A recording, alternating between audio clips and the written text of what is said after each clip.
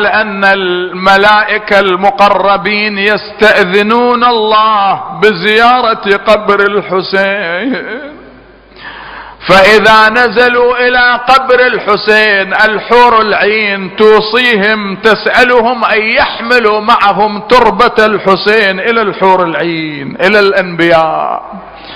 يقول فيعرج هؤلاء من قبر الحسين، إذا دخلوا قبر الحسين اعلم أيها الحبيب أن هناك 70,000 من الملائكة شعث غبر يحيطون بقبر الحسين يبكون الليل والنهار.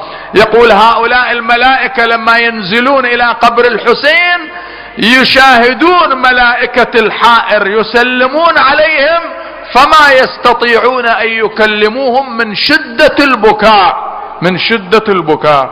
بعد ذلك يعرجون إلى السماء فيلتقون بموكب لفاطمة الزهراء سلام الله عليها. هذه الرواية لأبي جعفر، اسمعها حبيبي روحي له الفداء.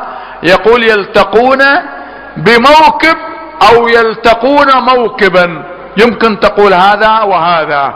يلتقون موكبا لفاطمة الزهراء سلام الله عليها، معها 1000 نبي مرسل وفيهم أولو العزم، و1000 وصي، و1000 من الحور العين، و1000 من الملائكة المقربين يحيطون بمحمل فاطمة، يحيطون بهودجها، فتقع عينها على هؤلاء الملائكة الذين عرجوا وكانوا عند قبر الحسين، تسألهم وهي العالمة، وكم سائل عن أمره وهو عالم، أين كنتم ومن أين قدمتم وأقبلتم؟ فاطمة تسأل الملائكة الذين كانوا عند قبر الحسين، فيقولون لها يا فاطمة كنا عند قبر الحسين، كنا في زيارة الحسين، كنا في كربلاء.